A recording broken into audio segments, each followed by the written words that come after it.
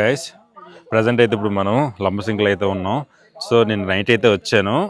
అక్కడ దూరంగా కనిపిస్తుంది కదా టెంట్, అక్కడైతే రాత్రి స్టే చేశాను అనమాట. సో ఇప్పుడు లంబసింగి ఎంట్రన్స్ లో అయితే మనం ఉన్నాం.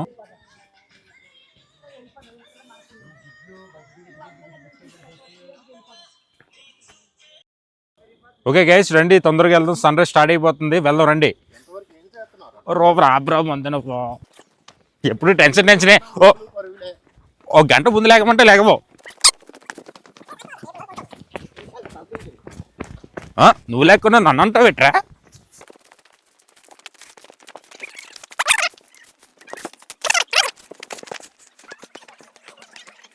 బ్రో హాయ్ హలో నమస్తే, welcome back to our channel travel flow Telugu. Present ఇప్పుడైతే మనం లంబసింగిలో ఉన్నామండి. క్లౌడ్ ఫార్మేషన్ అయితే స్టార్ట్ అయ్యింది. బ్రో ఒకసారి ఓర్నియాబోరే కావాల్సి నీకు రేపైనా ఆకులో కొనేసి ఎత్తాను రా. వీడియో మాత్రం చేయరా బాబు, రారా మళ్ళీ సన్ రైజ్ అయిపోతుంది. కొనిస్తావు కదా పక్క. Okay start. ఓకే గైస్ అయితే ఇప్పుడు మనం ఇంకొంచెం పావు గంట సేపట్లోనే సన్ రైజ్ కూడా స్టార్ట్ అయిపోతుంది.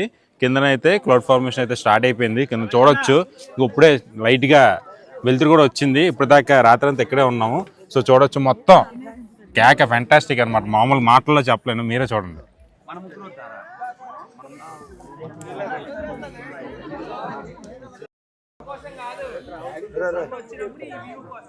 ఓకే, ఎంతమంది జనాభాలో మన సబ్స్క్రైబర్స్ కూడా 5 మంది వచ్చారు. నా కోసం చాలా దూరం నుంచి వచ్చారు గైస్. ఎక్కడి నుంచి వచ్చారు గైస్? వైజాగ్. ఎక్కడ? పెద్దవాళ్ళ నుంచి నా కోసం వచ్చారు గైస్. అందరూ మీరు కూడా సబ్స్క్రైబ్ చేసుకోండి. ఆల్రెడీ సబ్స్క్రైబ్ చేసుకున్నారు. ఉన్న 700 మందిలో 5 ఏ సబ్స్క్రైబర్స్ చెప్పరా? ఇప్పుడు అన్ని బయట పెట్టేస్తావు నువ్వు ఒకటి అన్నీ. ఇది కామెడీగా ఉంది నీకు. నిజాలు చెప్పాలా? బా సూపర్ గైస్, సూపర్. అక్కడ వనజంగిలో ఇక్కడ చూశాను, సూపర్గా ఉంది గైస్. మీరు కూడా చూడండి. డ్రోన్ లేదు, కొంటాను తొందరలోనే, ఎగరేసేస్తాం మొత్తం చుట్టూ. మేఘాలోంచి కింద నుంచి పైకి వెళ్ళి అలాగ వచ్చేస్తుంది అనమాట. గైస్ ఇప్పుడు నా బ్యాక్గ్రౌండ్లో ఉన్న లొకేషన్ చూస్తే మీకు అర్థమై ఉంటుంది, మనం ఆంధ్ర కాశ్మీర్ అనేటువంటి లంబసింగిలో ఉన్నామని. సో నేను ప్రత్యేకించి దీనికోసం చెప్పాల్సిన అవసరం లేదు, ఎందుకంటే దీనికోసం ఆల్రెడీ మీకు తెలిసే ఉంటుంది. అయినా కూడా రెండోసారి ఎందుకు చూపించానంటే, ఈ ఇయర్ నవంబర్లో మన క్లౌడ్ ఫార్మేషన్ అవుతుందా లేదా, రావచ్చా రాకూడదా అని డౌట్ పడే వాళ్ళకి అందరికీ ఇది ఒక మెయిన్ సబ్జెక్ట్ అనమాట. సో ఇది ముఖ్యంగా చూసుకుంటే పాల సముద్రంలో ఇలా చూస్తుంటే నాకైతే దీకి ఈత కొట్టేయాలన్నంత ఆనందంగా ఉంది. అంటే ఇదంతా సముద్రంలాగా పాలు నొరగలతో కక్కి అలా ఉన్నట్టుంది. So super. చుట్టూ కొండలు మధ్యలో ఆ చివరి నుంచి చూడండి గైస్, బబ్బబ్బబ్బబ్బా మాటల్లో చెప్పలేను గైస్, అసలు మామూలుగా లేదు. ఎక్సలెంట్. నేను ఎన్నో టీవీల్లోని ఇట్లా చూశాను, కానీ నేరుగా నా కళ్ళతో చూడడం ఇదే మొదటిసారి అనమాట. ఇదివరకు వచ్చాను ఒకసారి ఆల్రెడీ, కాకపోతే అప్పుడు నేను డిసప్పాయింట్ అయిన. ఆ రోజు క్లౌడ్ ఫార్మేషన్ లేదు, మంచుతో ఉండిపోయింది. తర్వాత వనజంగి వెళ్ళాను, ఇప్పుడు కాకుండా బిఫోర్ ట్రిప్లో వెళ్ళాను, అప్పుడు కూడా చాలా దారుణంగా ఉంది. సో చూడొచ్చు, అక్కడ సన్ రైజ్ కూడా ఇంకా మరికొద్ది సేపట్లో అయితే స్టార్ట్ అయిపోతుంది. ఈ లంబసింగి వస్తే అడ్వాంటేజ్ ఏంటంటే మెయిన్ 2, ఒకటి క్లౌడ్ ఫార్మేషన్ పాల సముద్రం, 2 సన్ రైజ్ అనమాట. ఇంకా పిచ్చి పీక్ స్టేజ్లో ఉంటుంది అంటారు కదా, దానికి ఉదాహరణ ఇదనమాట. సో అది విషయం. ఎనీహౌ మీరు కూడా లంబసింగి వచ్చి ఇటువంటివన్నీ చూడండి. ఒకవేళ మీరు వచ్చిన సమయంలో ఈ క్లౌడ్ ఫార్మేషన్ లేకపోయినా డిసప్పాయింట్ అవ్వకండి. రెండోసారైనా రండి, నాలాగా రెండోసారి వచ్చి ఎలాగైనా అనుకున్నది సాధించండి, ఓకేనా? ఇది చూస్తుంటే నాకైతే దిగి అందులోకి వెళ్ళిపోవాలనిపిస్తున్నంత ఆనందంగా ఉందన్నమాట. దిగిపోరా అంటాం, దిగిపోతే కిందకి వెళ్ళిపోతాం అనిపిస్తుంది కదా. అనిపిస్తే చేస్తావు కదా నువ్వు. అనిపిస్తే చేస్తాం, కానీ ఈత కొట్టు, దాన్ని తమ్నైల్ చేస్తాను నేను. బాగుంది బ్రో. అయితే నేను ఇలా ఉంటాను, అది ఫోటో తీయు, దాని మీద ఈత కొట్టినట్టుగా ఒక అదే ఈత కొట్టు తీస్తాను. గ్రాఫిక్స్ బ్రో, నువ్వేటి తమ్నైల్ క్రియేట్ చేయి. బాహుబలి ఎడిటర్ ఏం మన దగ్గర లేడు బ్రో, బాహుబలి రేంజ్ ఎడిటర్. ఫోన్లో బెదిగే బ్రో బ్రో ఉన్నది ఎడ్జిల్లో ఉన్నాం, కుర్రలం కాబట్టి ఎక్కువ గైస్. ఇప్పుడైతే లంబసింగి వ్యూ పాయింట్ పైన అయితే ఉన్నాం. సో ఇందాక మనం తీసింది బేస్మెంట్ అనమాట. బేస్మెంట్ నుంచి కొంచెం రిస్క్ చేసి లోనికి వెళ్ళాం, ఇందాక జనాభా ఎక్కువ ఉన్నారని. సో ఇప్పుడు పైన అయితే ఫ్లోరింగ్ అది నీట్గా ఉంది, భయపడాల్సిన అవసరం లేదు. అండ్ ఇక్కడ నుంచి కూడా చూస్తే ఎక్సలెంట్, 2 వైపుల నుంచి ఎలా చూసినా ఒకలాగే ఉంది. సూపర్ అంటే సూపర్ వ్యూ, ఇంకా చెప్పనవసరం లేదు, 2 సార్లు చెప్పినట్టు ఉంటుంది ప్రతిదీని. ఓకే, లంబసింగి వ్యూ పాయింట్ అయితే ఎలా ఉంటుంది. అండ్ నెక్స్ట్ మనం ఇక్కడ ఏమేమి దొరుకుతున్నాయి, ఫుడ్ మనకి బ్రేక్ఫాస్ట్కి ఏం దొరుకుతాయి అవి కూడా చూద్దాం. ఇక్కడ మ్యాగీస్ గట్టన్నీ అయితే అవైలబుల్ ఉన్నాయి. ఎంత నా మ్యాగీ? ఎగ్ మ్యాగీ 100 రూపాయలు. బిస్కెట్స్, టీ గట్టా మొత్తం అన్నీ ఉన్నాయి. Water bottles, UPI payments also available. Maggi YouTube kebab ఎంత అమ్ముతున్నారు? 30 రూపాయలా? యూట్యూబ్ కన్స్ట్రక్షన్ ఏం లేదా? లేదు బ్రో, వెనకాల ఉన్న వేటి అక్కడ వస్తున్నాను రా, గమనిస్తున్నాను. అన్నీ అబ్జర్వ్ చేస్తావు, నీకేం పోయింది? కబాబ్స్ 30 రూపీస్కి చాలా వర్త్.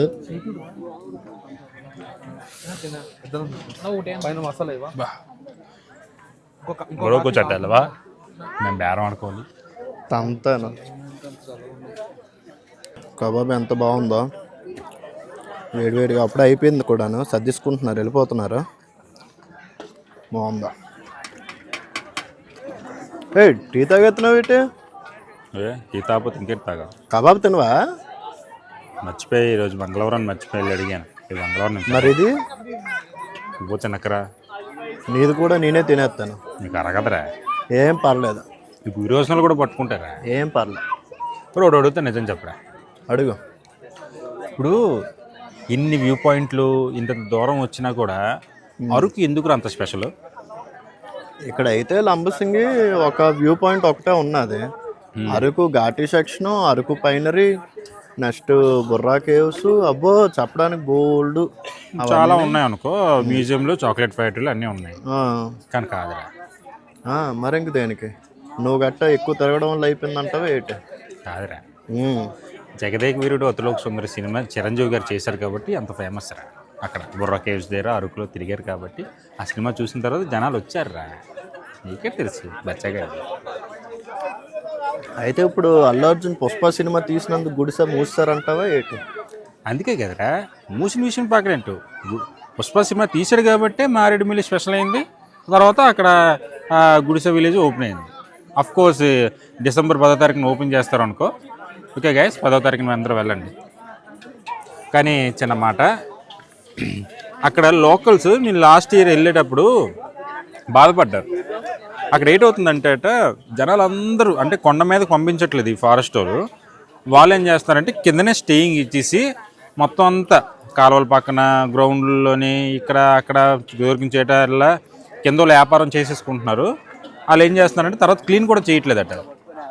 దానివల్ల ఏంటవుతుందంటే కిందనున్న పబ్లిక్, అక్కడ చుట్టుపక్కల ప్రాంతాల వాళ్ళందరూ ఏంటండి అనవసరంగా ఈ గుడిసె విలేజ్ని కనిపెట్టడం కాదు, కానీ దీనివల్ల మాకు చాలా ఇబ్బంది అయిపోతుంది, మేము ప్రశాంతంగా ఉండట్లేదు, చెత్త చెదారం అంతా రోడ్డుకి పేరిపోతుంది, ఇది రాకపోయినా బాగుండేది, ఈ మా విలేజ్కి దీని ప్రకారంగా పేరు వచ్చినా కూడా మాకు రాకపోయినా బాగుండేది, భరించలేకపోతున్నాం ఏంటి అని చెప్పేది నియరెస్ట్ షాప్ వాళ్ళు వాళ్ళు చాలా బాధపడుతున్నారు.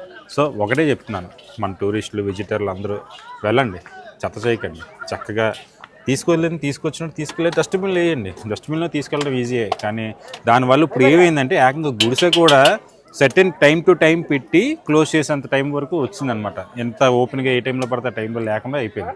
అంటే ఇదంతా ఎవరి బాధ్యత? మనలాంటి వాళ్ళు వెళ్ళి అక్కడ చెత్త చేయడం వల్లే ఈ బాధ్యత. ఇప్పుడు కబాబ్ తినేసి పోలేదు అక్కడ పడేసిన, టీ తాగేసి కప్పు అక్కడ పడేసిన, ఆ మ్యాగీలు తినేసి ఆ ప్లేట్లు అక్కడ పడేసిన, కొంతమేరకు చేయగలరు, కానీ తిన్న ప్రతి ఒక్కరు ఎత్తలేం కదండి. అదేమీ చిన్న ప్లేస్ కూడా కాదు, గుడిసె చాలా పెద్ద ప్లేస్. దయచేసి అర్థం చేసుకొని వేస్టేజ్ అనేది మాత్రం డస్ట్బిన్లో వేయండి. మీతో తీసుకెళ్ళిన వేస్టేజ్ అంతా తిన్న తర్వాత కవర్లు అవన్నీ తీసుకెళ్ళి మళ్ళీ డస్ట్బిన్లోనే మొత్తం మీతో పట్టుకెళ్ళిపోయి మీ ఇంటి దగ్గరలోనే వేసుకోండి, ఏం తప్పు లేదు. మనతో పట్టుకెళ్ళిందని మళ్ళీ మన వెనకాల పట్టుకెళ్ళడం తప్పే లేదు. థ్యాంక్ యూ, అర్థం చేసుకుంటారని ట్రై చేస్తాను. గుడ్ డేట్ కదా అబ్బా, వీడు పని కానిచ్చినట్టు ఉన్నాడు. అబ్బా ప్రశాంతంగా ఉంది. నీ పర్స్ నా దగ్గర ఉంది కదరా. 10 రూపాయలు ఉంది, ఇచ్చానులే. దాన్ని కూడా కన్స్ట్రక్షన్ అడిగితే బాగు, కానీ ఇటువంటి ప్రదేశాన్ని పాడు చేయకుండా నీట్గా ఈ సులభ కాంప్లెక్స్ కట్టారు. టాయిలెట్స్కి సూపర్గా ఉంది. ఎవరు అటు అక్కడికి రైట్ వెళ్ళాలరా. బాత్రూమ్కి వెళ్ళడం వల్ల అక్కడ వ్యూ ఉందని తెలిసింది బ్రో. రా వెళ్దాం. ఏడు శాతం నీకు అలా నడుస్తుంది మరి. అందుకే ఆ పొట్ట పెంచకూడదు, నాలా ఫిట్గా ఉండాలి. ఫిట్నెస్ కోసం మనమే మాట్లాడుకోవాలంటావా? అంతే మరి. ఓకే చూడు బ్రో, 6 ప్యాక్ బాడీ పెంచుతాను. బాడీ పెంచడం అంటే కండలు పెంచాలి బ్రో, కొవ్వు కాదు. మన ఇలా కబాబులు తింటే అవే పెరుగుతాయి. అయినా నేను చాలా ఫిట్గా ఉంటాను బ్రో. నేను ఎవడు వీడియోలో చూడలేదు కదా, తెలియదులే, అందుకే చెప్తున్నాను. సిగ్గు ఉండాలిరా బ్రో. వెళ్ళే కొద్ది కొంచెం రూట్ ఇరుకవుతుంది బ్రో. అమ్మా బ్రో నువ్వేమైనా బేర్ గ్రిల్స్ అంటున్నావు అనుకుంటున్నావు ఏట్రా? తుప్పల్లోకి లాక్కెళ్ళిపోతున్నావు. మనకి బ్రేల్ గ్రిల్స్ అంత ధైర్యం లేదు మమ్మ. మొత్తానికి ఇది ఎటువైపు వెళ్తుంది, ఏ అడవి నక్కో నా పిక్క కట్టుకోవాలి కానీ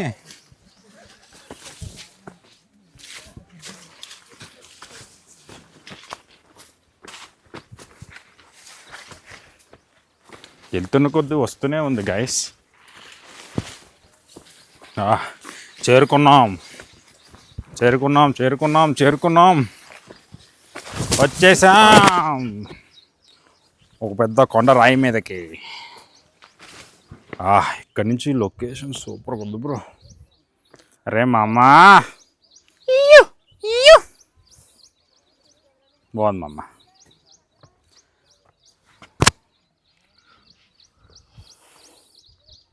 ఒక పక్క సూర్యుడు, చెట్టు అడ్డింది, ఇంకో పక్క ఏమో మేఘం. Excellent, mind blowing. చాలా బాగుంది గైస్. ఇక్కడి నుంచి ఇంకా బాగుంది, కానీ వ్యూ పాయింట్ నుంచి అయితే ఇంకా బాగుంటుంది. బాబా పైన మేఘం ఒక లేయర్లో, ఆ పైన ఆకాశం, మేఘం కింద ఇంకో బుల్లి మేఘం, క్లౌడ్ ఫార్మేషను, ఆ పక్కగా కొండలు అలాగా ఒక డాల్ఫిన్ నోస్ లాగా అలాగా ఎండయి, కొండ చిగురు ప్రాంతాల్లోంచి ఆ మబ్బులు మామూలు లేదు. బొరపాడే మామూలు లేదుగా. ఎంతైనా ఇటువంటి ప్రదేశాలు చూడాలంటే అదృష్టం ఉండాలి గైస్. ఫస్ట్ ఆఫ్ ఆల్ అదృష్టం నాకుంది, మరి మీ అదృష్టం మీరు పరీక్షించుకోండి. జాతక రూపంలో కాదు, వేసే తొలి అడుగులో. మరి డబ్బులు ఎవరు ఇస్తారా? డబ్బులు ఎక్కువ ఖర్చు అవ్వవు బ్రో ఈ ట్రిప్స్కి. నీకేం తెలుసు, బైక్ ఉంటే చాలు. పెట్రోల్ కూడా నీకు అన్నీ చెప్పాలరా. బైక్ ఉంటే పెట్రోల్ వేయాలని నాకు తెలీదా? అదృష్టం ఉంటే చాలు అన్నావు కదా, డబ్బులు లేకుండా ఉంటూ వచ్చేస్తాను. డబ్బులు ఎందుకు బ్రో, పాకెట్ మనీ కొంచెం కొంచెంగా సేవ్ చేసుకొని వచ్చేస్తే చాలు. తెలుగు రాష్ట్రాల నుంచి సూపర్ ఫెంటాస్టిక్ అన్నమాట. మీరు వచ్చినప్పుడు మీతో పాటు నాలాంటి ఒక అల్లరి పిల్లవాడిని, ఈ డఫూటా కెమెరా గాడిని ఒకడిని, లేదంటే మీ పోరిని వేసుకొని రండి, ఎంజాయ్ చేస్తారు. Bye guys.